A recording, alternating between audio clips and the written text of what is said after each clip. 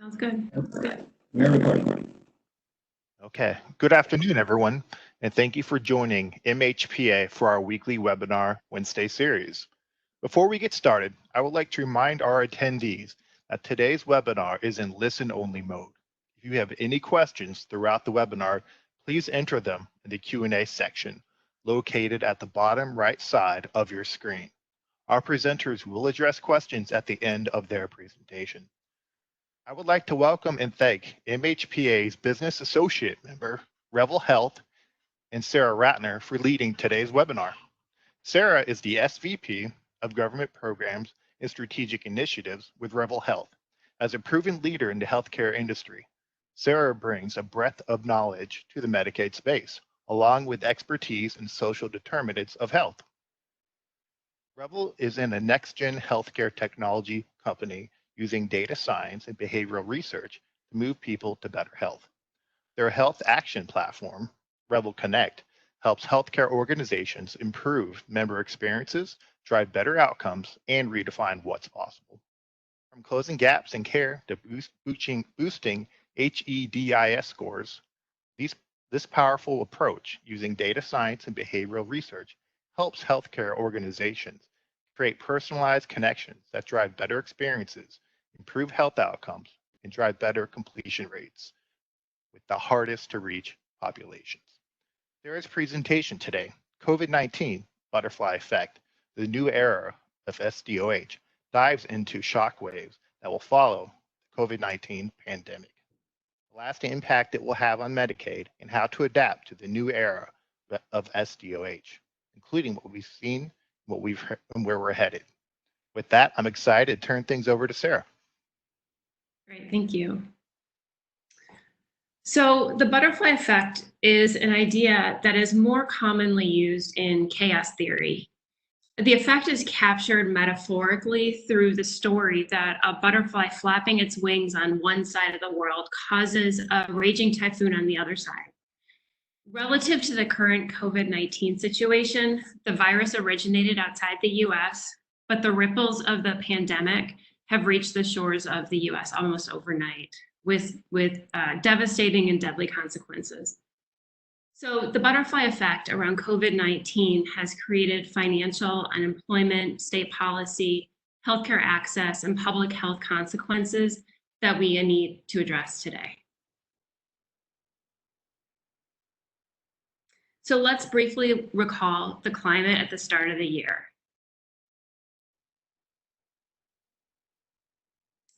Recently, Governor Cuomo said that during this pandemic, the poorest people pay the highest price.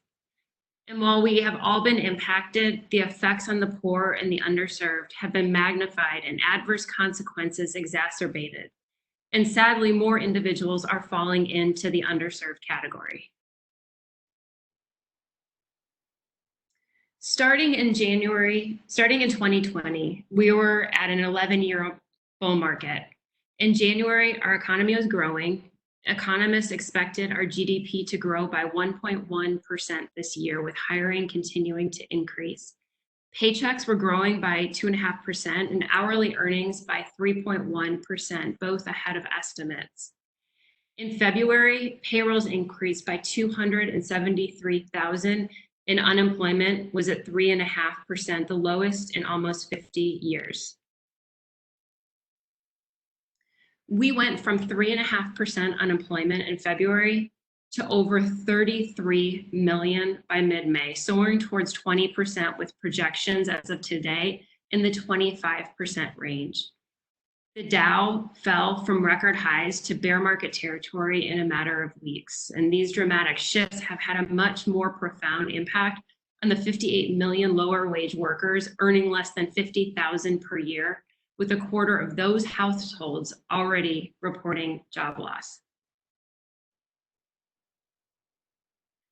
This shift in unemployment has a ripple effect over to healthcare projections, with Medicaid and the uninsured growing by 30 to 50% in some states. And many of the marketplace enrollees will begin to qualify for subsidies if they don't qualify for Medicaid. So there'll be a giant shift to government-funded healthcare. And as of today, actually, Kaiser Family Foundation estimates that more than 20 million will lose employer-sponsored coverage and qualify for Medicaid and subsidized ACA coverage.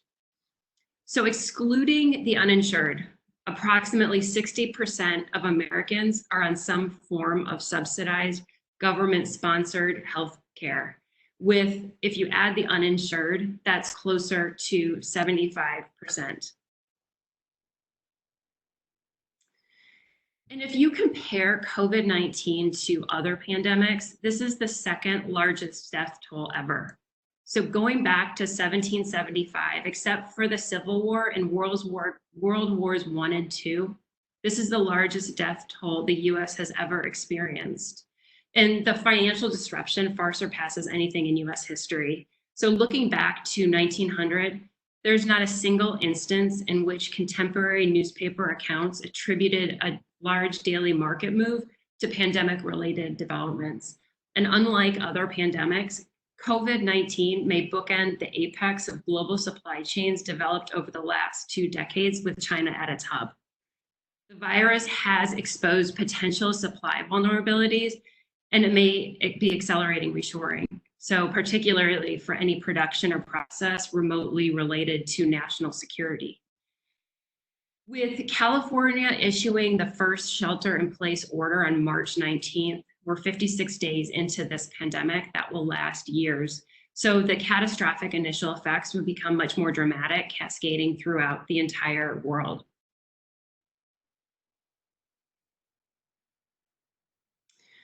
While unemployment is rising towards 20%, we know the financial implications are larger, with almost 40% having either lost their job or have hours reduced, causing further loss of income.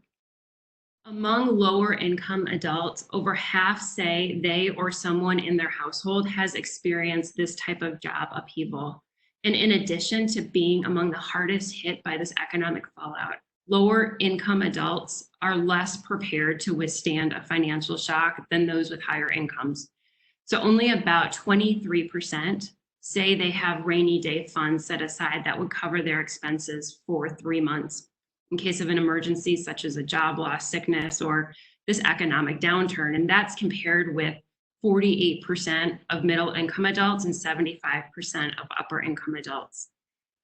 And over half of lower income adults say they will have trouble paying some bills this month, compared to a quarter of middle income and 11% of the upper income tier. So we know these job loss statistics are magnified to a great degree for the lower income workers. When we look at who historically we've considered the underserved, it's centered on an axis covering cultural, health, economic, and physical categories and characteristics. The Department of Health and Human Services characterizes the underserved, vulnerable, and special needs as communities that include members of minority populations or individuals who have experienced health disparities. And as you'll see listed, these categories have been central to social determinants of health. In the context of health insurance coverage, we've thought of the vulnerable and underserved as those uninsured, on Medicaid, dual eligibles, and some Medicare Advantage members. However, these categories have expanded, and the uninsured is a much broader, underserved is a much broader category now. And these populations are now situationally at odds with shelter in place and other safety mandates. So let's actually take let's look at a couple of these areas. First, I believe essential workers to be a new category. There are 62 million hospital, grocer, mail and package delivery, transit, telecommunications, and infrastructure workers who've continued to have frequent physical interaction in close proximity to others. And these are truly unsung heroes, not recognized for their sacrifice and being paid much lower wages. They're without personal protective equipment, unable to shelter in place, and have a much higher rate of exposure to the virus than others. And you'll note from the chart on the right that there are very high exposure rates for these category of workers. Another category of underserved are those individuals who fall within the digital divide. Many still do not have access to technology or broadband, and this is often referred to as the digital divided. So pre-COVID, those without residential access were able to get online or use computers at work, the library, or other public venues such as coffee shops. And now that's just not possible. According to recent Pew research, those with incomes 50,000 or less have the lowest rate of owning a cell phone. And if you recall from previous slides, this is the population that reported job loss upheaval or loss rates at 52%. And shockingly, almost half don't have access to a traditional personal computer. Shockingly, recent statistics show 62% of counties, with rural being hit particularly hard, still do not have the government's minimum download speed for broadband access. And this impacts health. FCC research shows many rural communities with the highest diabetes prevalence also have lowest broadband access. And the highest obesity rates that are 6 to 10 points above the national average are in areas with low broadband access. So interesting, broadband is now referred to as the super determinant of health, since it exacerbates disparities in other social determinants of health. Since the start of this pandemic, there has only been a 10% increase in coverage. Minimum broadband speed is critical for technology. And for the unemployed, it becomes very difficult to search for employment. And those who need telehealth access are not able to use existing, new, and expanded government benefits. So the broadband adoption rates get far worse as income declines, creating a perpetual cycle around the lack of access to information that can assist many with employment and access to care. Of the population without internet access, 12 million are students. And those are in families with lower incomes and minorities. They have a much higher rate of being unable to complete homework due to lack of a computer or internet access. And they rely more heavily on public Wi-Fi and frequent use of their cell phone if they need to complete homework online. And this is not ideal.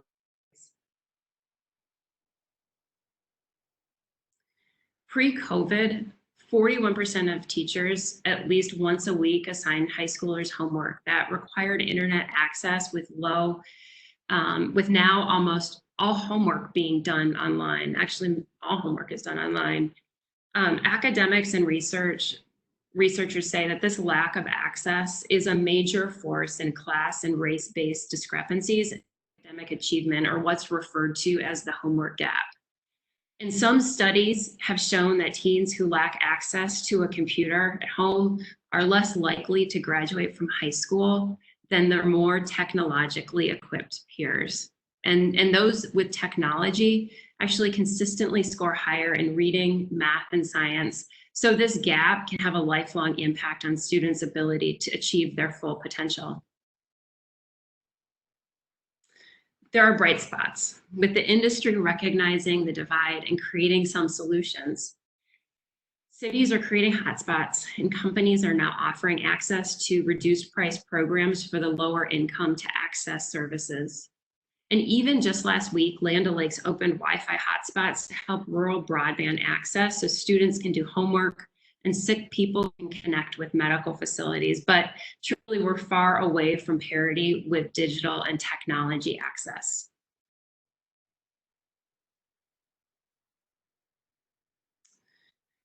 COVID has also magnified the effects on certain social determinants of health, and I'll focus on 3 areas. So relative to domestic status, single or dual income working families have a hard time working from home and caring for their kids. And I can even attest to that. Others who work outside of the home may be forced to leave their kids home alone. Also, many kids use school as a main source of meals. And while many school districts recognize this and are augmenting their food access programs, some can't afford to do so, leaving families forced to ration food without having access to other meal sources. Sadly, others previously used time away from home at school and work as a refuge from abusive households where they had greater assurance of safety and security. And school was also a resource to flag for child abuse. Now that doesn't exist. We know food has also been a very large focus in helping address social determinants of health. Acknowledging many cities, social service organizations, and health plans have invested in addressing food insecurity, the current dynamics can run contrary to efforts being made to help food shortage and insecurity. Those with fixed incomes can't stockpile on food and likely don't have the luxury of paying a little extra for Instacart or Amazon Prime delivery.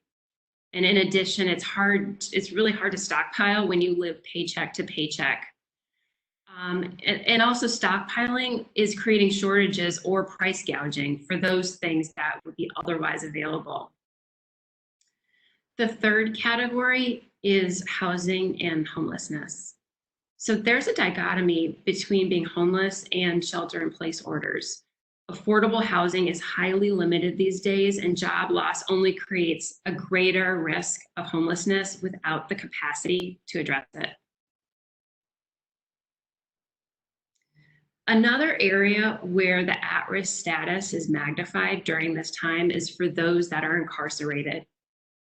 Generally, there are higher rates of mental health and substance abuse and infectious disease. Frequently, prisoners are released without medications or scheduled physician visits, and only half of former prisoners have earnings during the first year after release.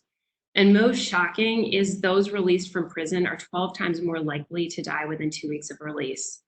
And for family members, incarceration creates this intergenerational, lifelong social determinant of health cycle with a high correlation to poor spouse and child health outcomes. And all of this is before COVID-19. So layer this pandemic on top of these almost insurmountable issues, and we continue to add barriers to success. Those that are incarcerated, including those at ICE facilities, are at a much higher risk for contracting COVID-19. Many already have compromised health conditions, and exposure to COVID-19, where isolation is nearly impossible except for solitary confinement, creates a system of rampant spread. And we spoke a bit about the lack of broadband access and impact on the rural population, but there are more barriers than lack of broadband. General statistics show 2 times the amount of rural residents compared to urban live in poverty. And only 1/3 have transportation access, so getting to healthcare becomes very difficult. And further aggravating the situation is the fact that the rate of rural physicians is 39.8 physicians per 100,000, compared to urban, which is 53.3 per 100,000, with 88% of counties considered by HRSA as medically underserved. So now let's add the COVID-19 effect.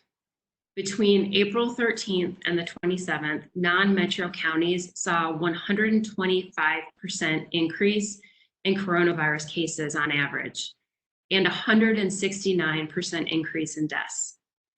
Meanwhile, metro counties saw a 68% increase in cases and 113% increase in deaths. So the overall adversity, constrained internet coverage, and more limited physician access intensifies the inimical health effects of the coronavirus. So let's transition to mental health. There is an exhausting and mounting list of destruction.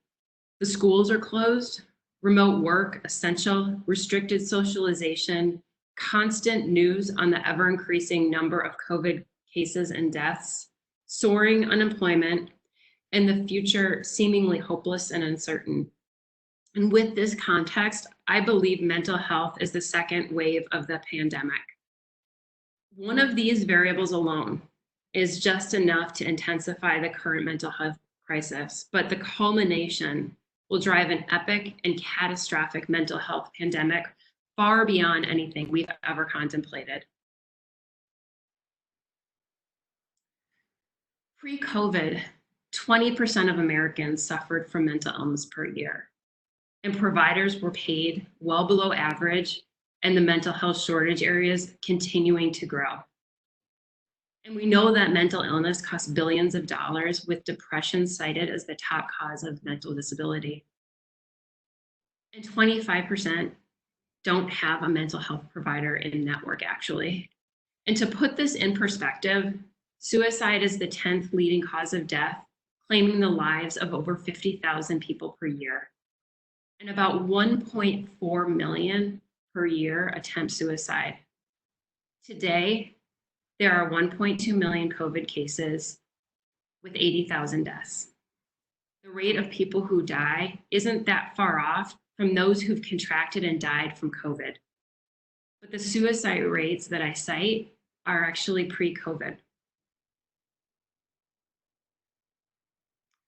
Now layer COVID on top of it, bringing a substantial increase in the number of individuals suffering from mental health issues.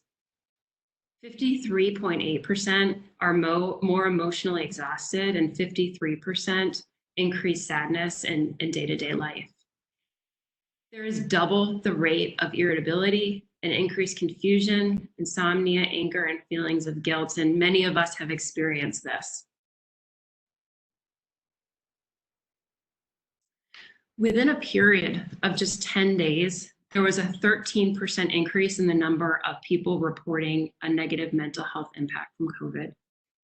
This is consistent with the fact that health also tends to deteriorate as unemployment continues in length. A recent study showed depression rates based on a time an individual is unemployed. Those unemployed for 2 weeks usually have a rate of about 11%, rising to over 19% for those unemployed for 52 weeks or more.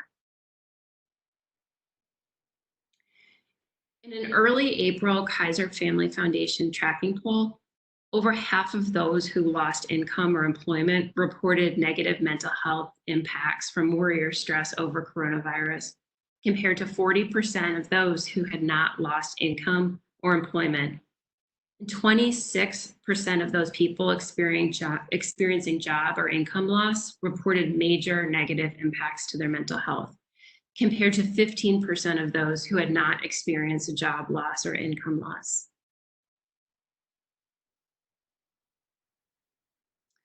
People with lower incomes are also more likely to report major negative mental health impacts from worry or stress over coronavirus.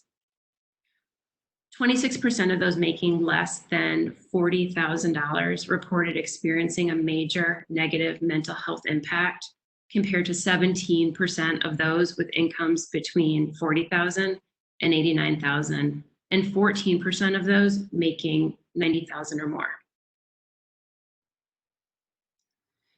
Extensive research has also documented the association of recessions, mass layoffs, and prolonged periods of unemployment with an increase in income inequality and the devastating impact on health and life expectancy in the United States. This data above shows inequality, and it maps closely to the rate of suicides among working age adults. And these effects may actually deepen through the course of the COVID-19 pandemic. As of last week, a recent Washington Post article noted that applying rates from previous recessions and depressions, suicide could increase by an additional 18,000 beyond the 50,000 that I mentioned previously, and overdose deaths by more than 22,000.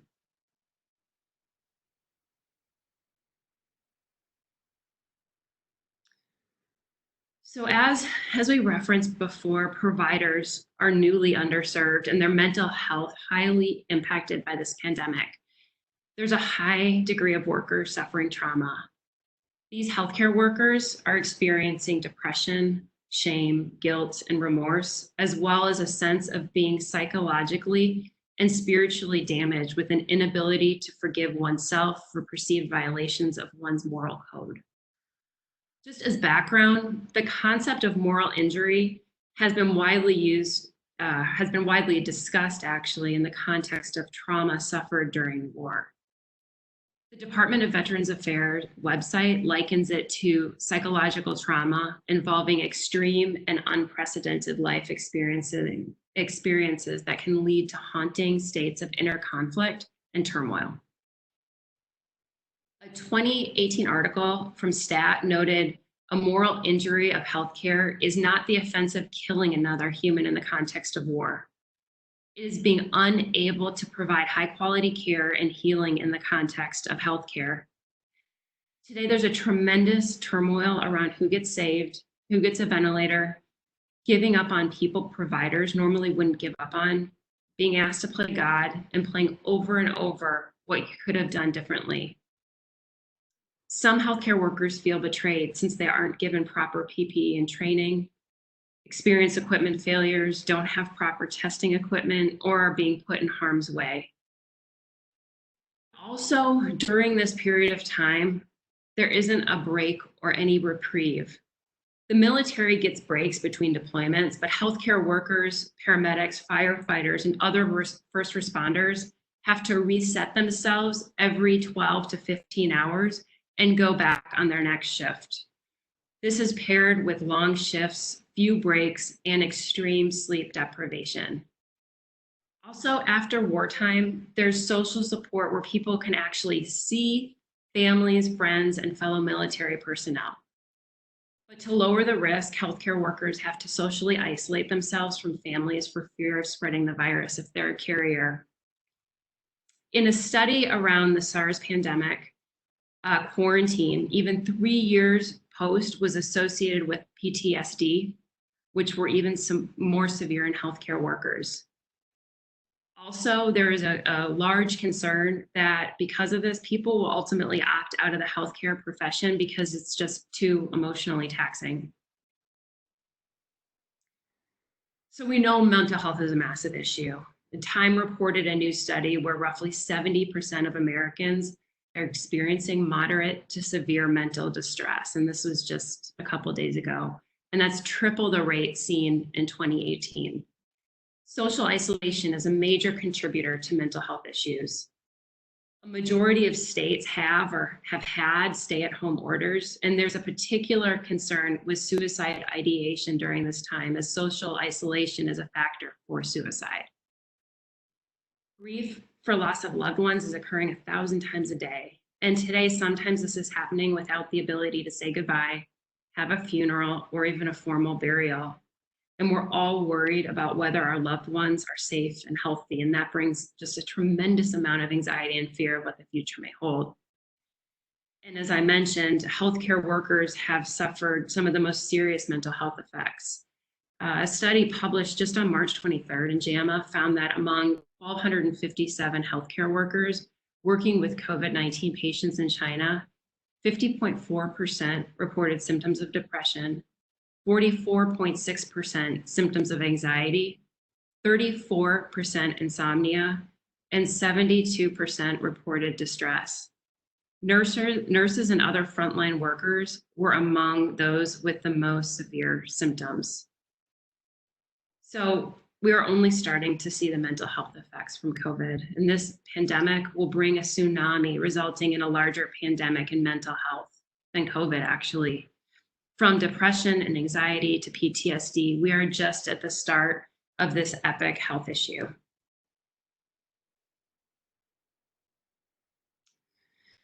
An immediate concern for the US health system is the rate that people have foregone care during the shelter-in-place orders and the prohibition on non-essential healthcare services. And Revel is focused on care avoidance for those with chronic and acute conditions, trying to understand how to constrain and minimize the effects of foregoing this necessary care.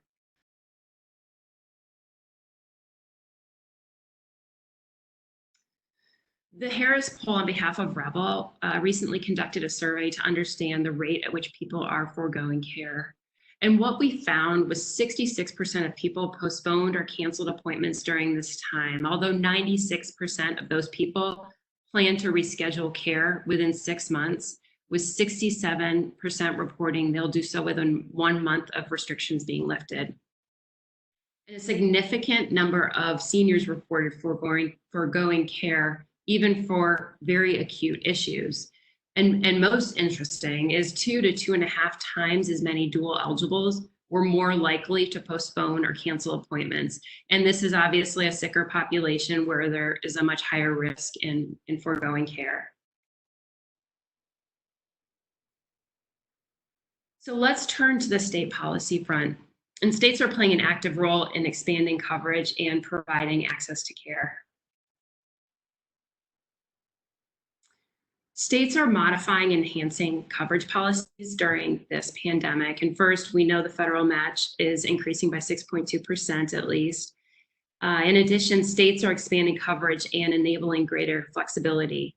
So these include cost-sharing modifications, expedited or eliminated prior authorizations, removal of telehealth restrictions, parity in mental health provider reimbursement, licensing expansion, and ensuring complaints are captured and escalated appropriately.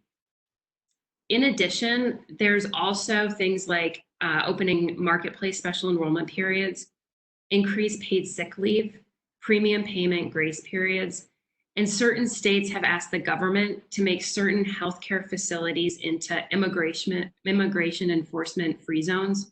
And there's expanded presumptive Medicaid eligibility related to emergency coverage for COVID-19.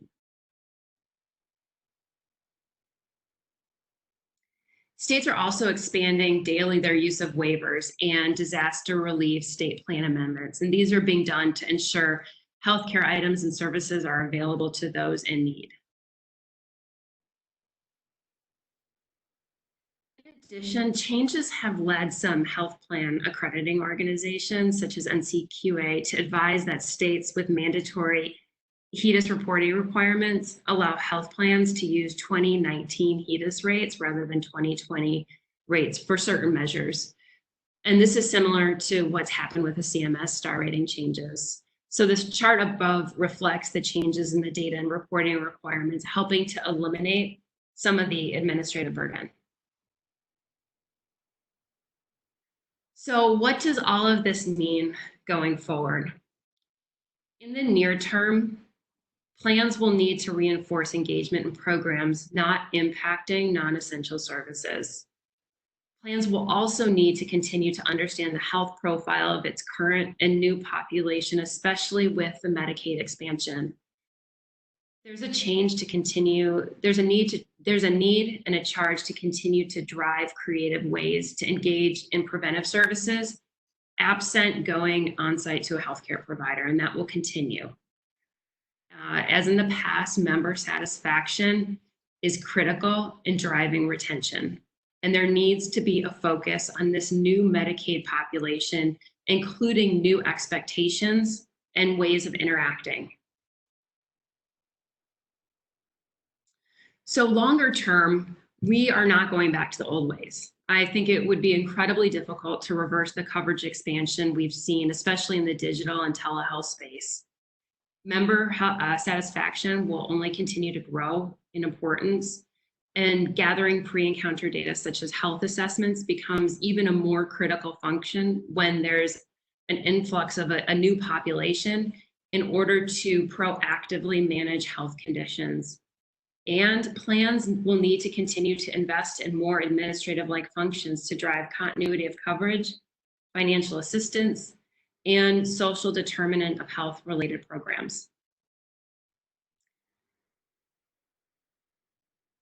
But we need to consider any silver linings during this period. So I'd encourage you to consider several. First, there was almost an overnight shift in new ways of care delivery, including at-home care solutions, flexibility in pharma, across state border care delivery, and scope of practice expansion. And there are new access points, such as a dramatic shift in telehealth coverage that gives people alternate sources for accessing care. And hopefully there's also greater awareness and investment in helping address the digital divide. And we are now being forced to double down on a mental health investment. We can't ignore the effects and the mental health aftermath that ensues from this pandemic.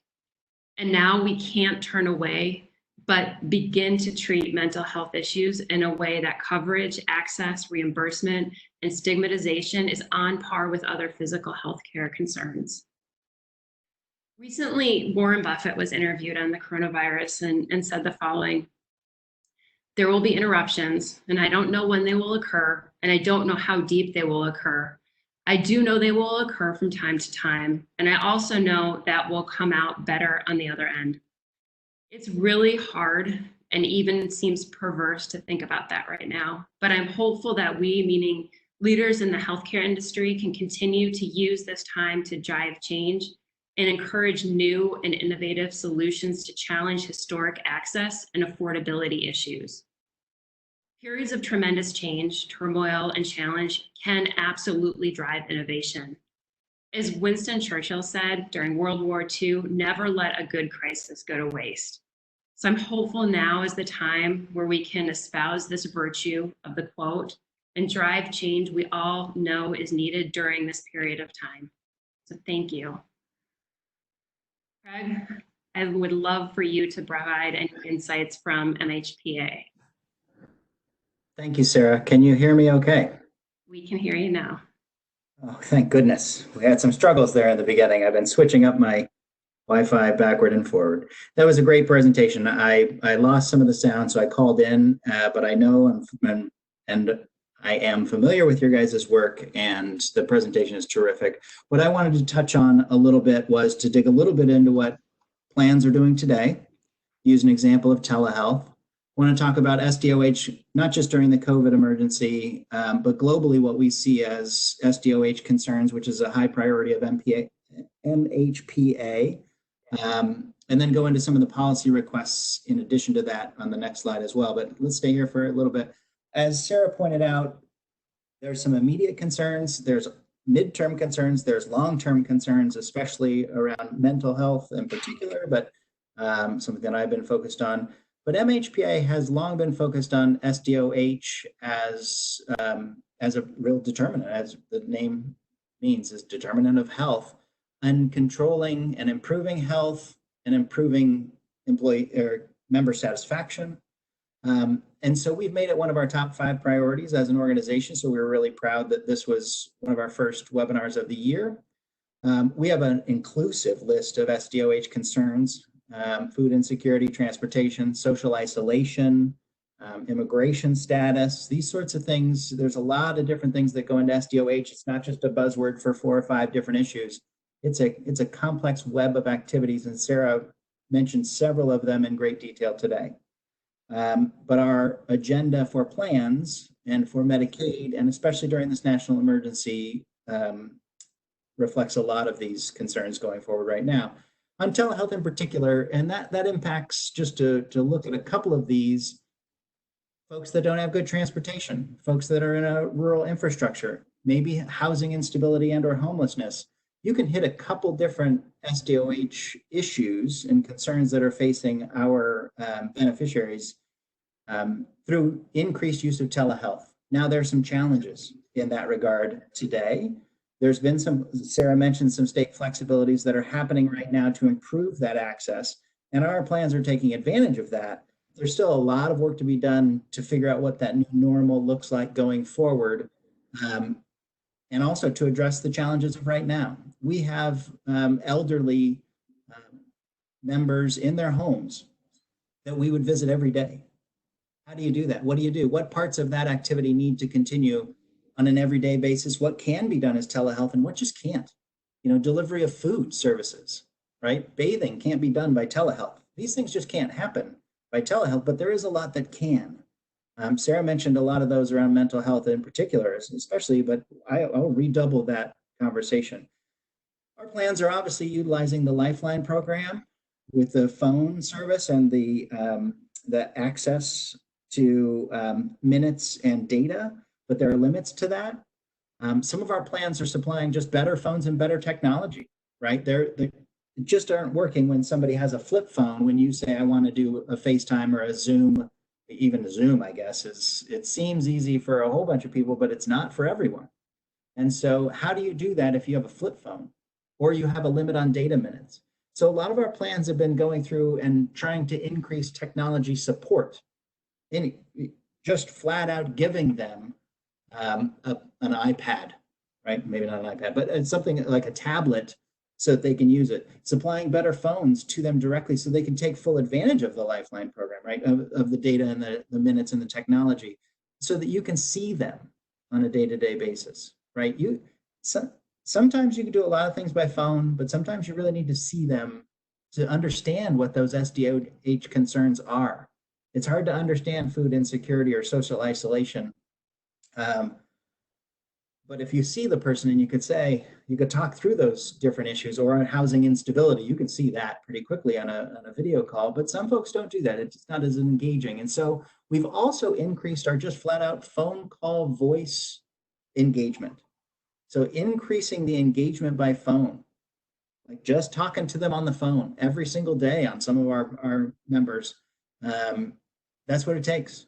That's what it takes to keep them healthy, productive, not socially isolated, address some of the transportation issues that they're, a lot of folks talk about how they would get around the challenges of getting around their rural infrastructure to begin with, or even urban infrastructure, right? There's some limitations to that now, obviously, in COVID-19 that makes telephonic and video even more important, non-medical, right? Non-medical and medical calls in that regard. So we're taking advantage of that as best we can, but to be honest with you, there's still a lot of learning happening about what is the best practice to increase, as Sarah mentioned several times, member satisfaction, right? What do they need every day to be healthy and responsive and understand their healthcare access issues, especially if you're a disabled senior, right? And so how do we address those issues? So telehealth is a big example. As I mentioned, there's no going back. There's no going back on a lot of these things that are changing today. But there's a lot of improvement to be made every single day. And so we're looking at best practices. We're trying to learn from everybody we can on what is the new normal going to look like right now, immediately, and going forward for telehealth and just telecommunications with our members and our patients across the country. Sarah, can you hit the next slide real quick? So what have we been doing about that? We've been talking to our policy team the other day. I think we've sent a letter a week for the past 3 months. It seems like we've just been, normally it would be overwhelming to send out that many policy requests to that many different places. But that, again, the new normal is we need to get the message out for the folks that are on Medicaid today, because this is an urgency to this. So we've written to FCC with groups of folks trying to improve that Lifeline program that I mentioned that plans are using today.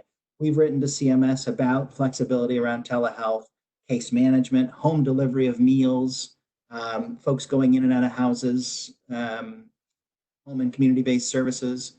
So we've had several letters to CMS and direct engagement with CMS a number of times, obviously, as you can imagine, on different policy requests. Sarah mentioned what states are doing, and obviously in coordination with CMS and the flexibilities that each states have been trying to take advantage of. And we want to make sure there's as much flexibility as possible so that during this national emergency, plans can do what needs to be done to address these urgent needs and how they're going to impact us going forward on a long-term basis.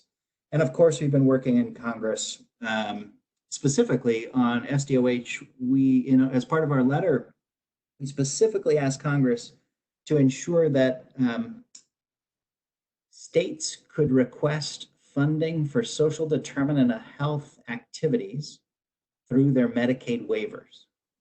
Now, traditionally, we've had waivers about the actual, the medical delivery of care or some sort of administrative activities or even financing activities, sorts of things.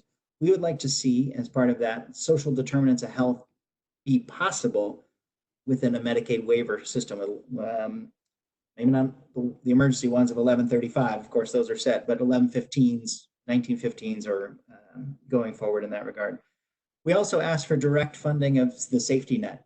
These folks that are really those frontline providers in the safety net and primary and preventative care across this country. Sarah also mentioned a bit about care avoidance. Obviously, we know the value of primary care access. And so making sure that that access remains available and that those folks don't go out of business, right? A lot of these are small nonprofit organizations. We tend to think of the healthcare infrastructure as some large, massive industry out there, and it is, I got it. But there's pieces of it that are incredibly fragile. The safety net in particular, and primary and preventative care across this country for safety net populations. And so making sure that we expand that funding directly for them, and that we stop people getting disenrolled in Medicaid. I mean, getting people off of, getting people out of insurance, right? We want people to be insured, right? First and foremost, we want people to be insured. Then we have to figure out how to get them the access to care that they need, that Sarah mentioned, but you can't be disenrolling people right now. So we've argued for that. Sarah mentioned incarcerated populations. Boy, there should be a whole webinar on incarcerated populations. Actually, there should be a webinar on every single aspect of Sarah's activities. Maybe we'll badger you some more, Sarah, going forward about these things. But incarcerated populations challenges are multifold, as folks on this call probably know already. Not just for the incarcerated individual, the family impacted and the circle that they live and reside in all matters. And they have some social determinants of health that are real challenges out there, as you can imagine. The legal system in particular. Actually, I did a podcast with Revel earlier this year and mentioned the legal challenges that folks face as a social determinant of health. I know, Sarah, I'm going to do a pitch for your podcast here in a minute, but but the Revel Health thing. And then, of course, we wanted to make sure that the public charge rule enforcement around Medicaid is paused while this emergency happens. The public charge rule impacts immigration status, and whether they would be a public charge is what it really does. And what it does is it puts a real chill on folks applying for Medicaid. And we obviously don't want that for folks that are eligible for the program to feel like the public charge rule might inhibit them from getting onto Medicaid and something that they may well be eligible for. If you're eligible, we'd like you to be on Medicaid. And so we want to pause the public charge rule enforcement that is sending a chilling effect there. And these are all in our websites in different places and regulatory places or legislative places. But I can definitely get everybody copies of these letters as well. But I just want to close by saying social determinants of health is extremely expansive. Sarah's hit on a whole bunch of them here. Health plans face them every day. Folks on this call are extremely familiar with what we mean, but it's an expansive definition, and there's some real challenges in the short term, in the midterm as we get through this together, and also the longer term. And Sarah, I would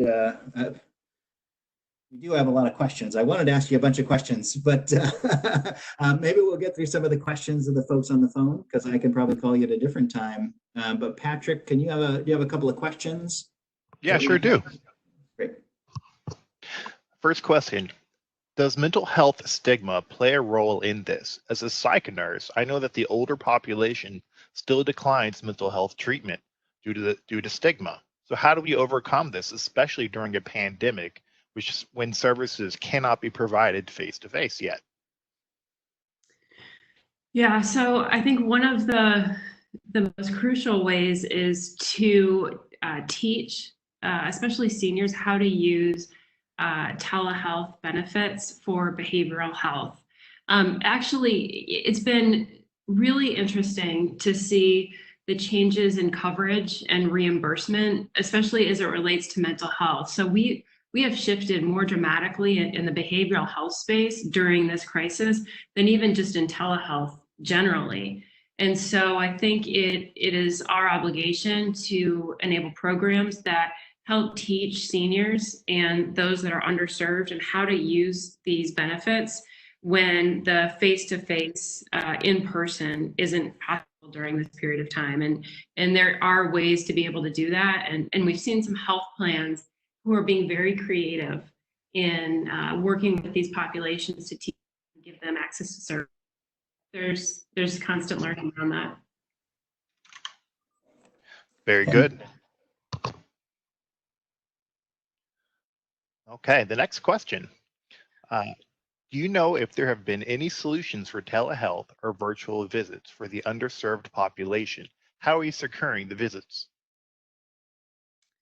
So, I mean, there are a ton of solutions for the underserved population, you know, in terms of giving more access. So I think states can say, yes, you know, health plans, they can reimburse for telehealth visits. But as I spoke about, there's real challenges to even get to that point. So it's great that we're starting to recognize the need to expand coverage to these underserved populations.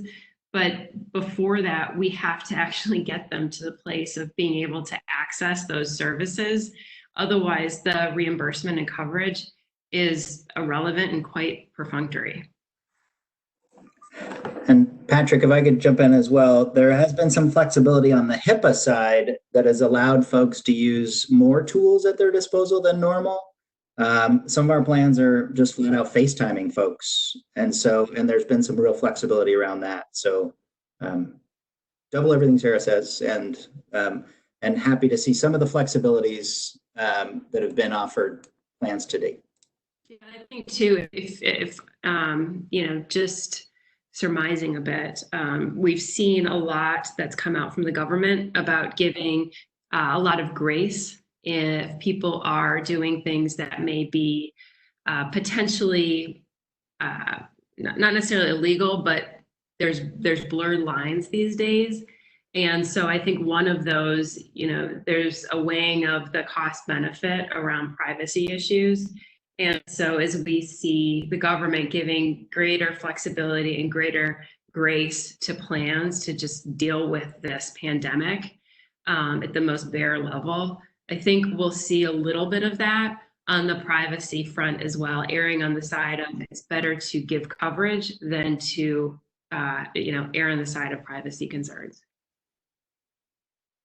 Great. I see a lot of questions regarding getting this recording. Everyone, just so you know, the webinar is being recorded and it will be sent out to everyone who registered. So just do keep that in mind. Okay, next question. Where is the greatest opportunity for impact with public-private partnerships, immediate and long-term? So on the public-private, I think that the relationship that the FCC has been, you know, has been approaching this with the private industry in terms of giving greater internet and broadband access. We see a lot of movement in that front, but I think it's a lot of it is centered on urban. And there's kind of an afterthought for this rural population. So just, you know, top of mind, that relationship between the FCC and industry seems to be one that, you know, it's being cultivated, but could be kind of reinforced and brought to a more visible level where we encourage and double down on what they're doing. Awesome. Next question. Changes like HIPAA requirements, state licensing, stay as they are? Will they go back to pre-COVID requirements? I can't imagine that they would. I think it would be like, you know, taking candy from a kid, giving it to them and then taking it. Plus, we've shown that we can do this, that the industry can handle it, and there's no reason not to. So I think we'll only continue to grow the space, and hopefully we'll challenge a bit kind of our traditional notions of how we've accessed care and be able to experiment a bit more and broader than telehealth in enabling new ways of care delivery. Very good, thank you. Are there any examples of how plans are tackling social isolation? Yeah, so a friend of mine started a company called Papa, Grandparents on Demand, and I'll give a plug for Andrew Parker. And I think that this is one of the most creative solutions out there right now that I've seen, and it's really enabling college students to sign up and go visit the elderly to do things like, make sure they have food in their fridge, play bridge, do a number of things to just help deal with social isolation. And they've pivoted a bit during this time to doing more remote, but they've seen tremendous results, and a lot of the health plans have brought Papa on board to help their senior population, and I know they're growing quite rapidly.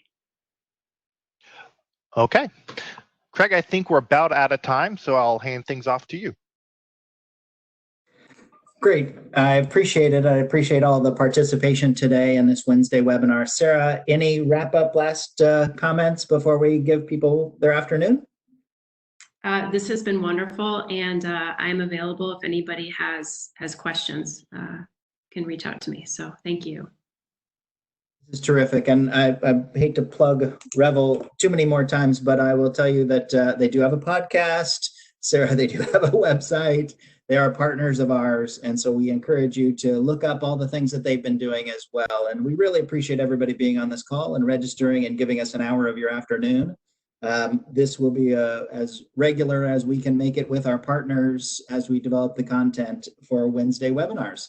And so appreciate everybody spending their time with us, and have a great afternoon. We will try to answer as many of the questions as we can, either online or some other way. So thank you for everybody that did put in Q's and A's, and we'll try to address as many of those as we possibly can after this call. Thank you very much, Sarah.